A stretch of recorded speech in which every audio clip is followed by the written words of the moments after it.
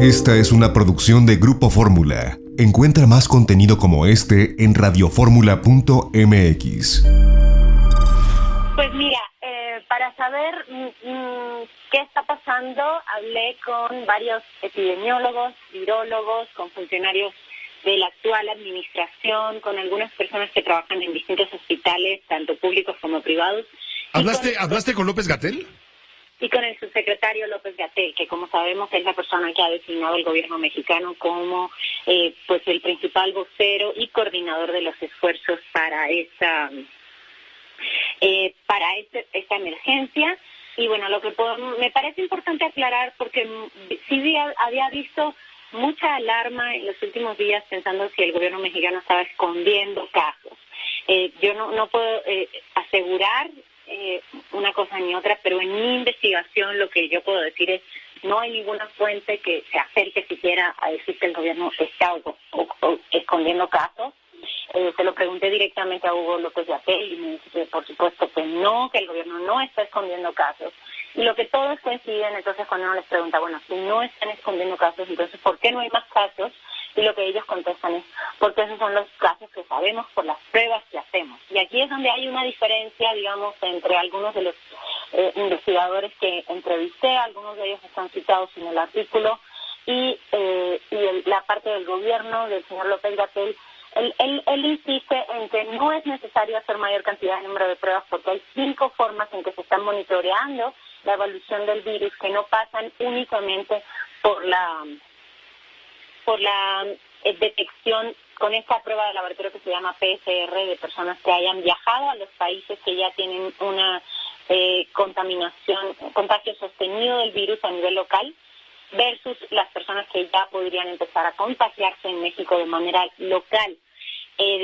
La parte de los investigadores piensan que tendrían que haber mayor cantidad de pruebas, estamos hablando de más o menos unas 500 pruebas, seguramente tendremos unas 600 hoy cuando anuncien a las 7 de la noche el nuevo parte que dan todos los días en Palacio Nacional.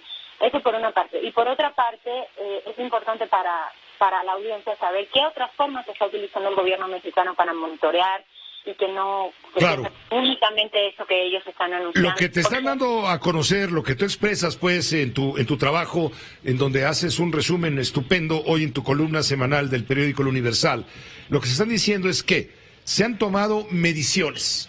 Y estas mediciones no dan cuenta de una pandemia en México comparable con lo que ocurre en España, en Italia, en el mismo Estados Unidos, no se diga en los países asiáticos. Pero hasta ahora lo que te revela este trabajo periodístico es que solo se han contagiado los viajeros a ciertos países o quienes tuvieron contacto con ellos. Y por eso estamos en la etapa 1, porque los contagios que hay en México son contagios que llegan de fuera o han llegado de fuera. No ha comenzado la etapa del contagio aquí adentro entre nosotros. Eso sería ya pasar a otra etapa y ahí sí las cifras podrían elevarse notablemente. Sí, eso es lo que dicen tanto los investigadores que entrevisté como el propio señor López-Gatell y lo que han dicho los voceros del gobierno mexicano en múltiples conferencias, tanto las que han hecho en la noche como las que han hecho en la conferencia mañanera donde está el presidente López Obrador. O sea, lo que me parece importante y para mí fue revelador de investigar esto para la columna fue lo siguiente. O sea, desde la prensa, no sé si tú estás de acuerdo con esto, Pepe, pero a mí me parece que desde la prensa hemos hecho mucho hincapié en el conteo de casos, en el número de casos y cómo van subiendo. Y lo que nos dicen los investigadores es que a ellos en este momento les preocupa más cuál es el tipo de contagio. Es decir, en qué momento México va a pasar de lo que ellos llaman etapa 1, que es el contagio por importación, personas que viajaron y estuvieron en contacto con viajeros, versus etapa 2, que es cuando empieza a haber contagio local. Porque todas las medidas de mitigación de la crisis y de contención se toman a partir de saber en qué etapa estamos y a partir de qué tipo de contagio. Y ahí te están diciendo que vamos a comenzar a ver un crecimiento de casos, quizá la última semana de este mes de marzo, principios de abril. Sí, y eso está basado en un modelo matemático que han desarrollado. Lo desarrolló por una parte Harvard, también lo desarrolló la Universidad Nacional Autónoma de México, basado en los estudios que ellos hicieron con la influenza en 2009, y también eso lo confirma la propia subsecretaría que dirige el doctor López-Gatell, y es, digamos, la manera de explicarlo de manera simple para la audiencia es la siguiente. En todos los países que están tomando como referencia acá, el contagio local, que empieza a ser exponencial el número de casos, empieza a darse aproximadamente un mes de que se confirma el primer caso. El gobierno de México anunció y confirmó después el primer caso el 28 de febrero, entonces estaríamos pensando que aproximadamente un mes después, hacia finales de marzo, comenzaría el contagio local. Y al ser contagio local, lo que me explicaba López-Gatell es que cada persona contagia en promedio a 2 o 3 personas, y por supuesto entonces se multiplica ya con mucha mayor frecuencia el número de casos. Él me decía que deberíamos estar viendo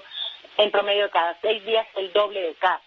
Ahora, tú seguramente preguntaste si el gobierno tiene capacidad, a través del sistema de salud pública, de atender los requerimientos en ese sentido sanitario. Tengo entendido que el gobierno tiene contemplada la posibilidad de que son laboratorios particulares también los que pueden llevar a cabo las pruebas.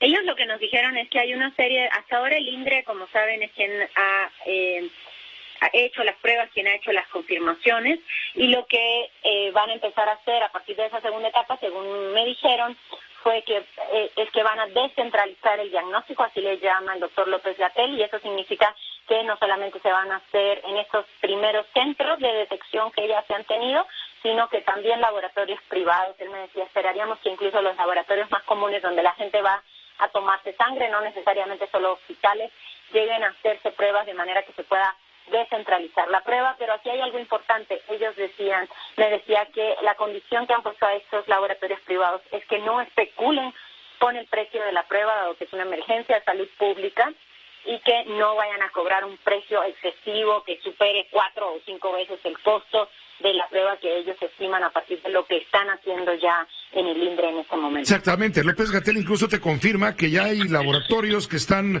digamos, autorizados, validados, pero se hace la recomendación por parte del gobierno federal de que se midan en el cobro a aquellas personas que recurran inmediatamente. Sí, porque una persona que en este momento tenga el estrés, tenga miedo por todo esto que está ocurriendo, pues debe de acudir seguramente al médico. Bueno, primero detectar si tiene alguno de los síntomas de los cuales ya hemos hablado, y lo volveremos a hacer cuantas veces sea necesario, y luego si él considera a esa persona que debe ser revisada médicamente, pues entonces sí acudir al médico o a las autoridades correspondientes para que diagnostiquen su estado de salud. Pero en todo esto no preguntaste tú sobre el colapso que puede significar para el sistema de salud, de pronto que haya una sobredemanda de atención.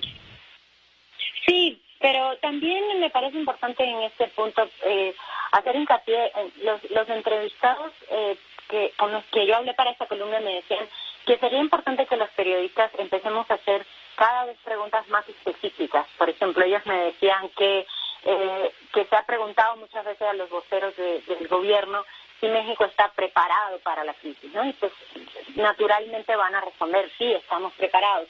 Pero lo que me explicaban ellos es que las preguntas más específicas nos pueden ayudar como población a tener mayor idea de qué está pasando. Y en esta crisis en particular que hemos visto en otros países, no estoy diciendo ni mucho menos que la vayamos a tener en México, sino lo que ya hemos visto, por ejemplo, en el caso de Italia, que es el más reciente, es importante preguntar cuántas camas hay en hospitales disponibles, cuánta cantidad de ventiladores pulmonares se tendrán disponibles, pero también es importante recordar que en este virus en particular todas las estadísticas muestran que solamente un 5% de los infectados llega a tener afectaciones respiratorias graves. Eso también creo que es importante aclararlo, y creo que es el papel de nosotros como prensa aclararlo, porque hay un pánico generalizado que, digamos, podría ser comprensible en una situación así, pero es muy importante poder hacer preguntas, yo creo, específicas, y también contarle a la gente cuáles son las estadísticas, que igual no estoy diciendo que 5% sea poco,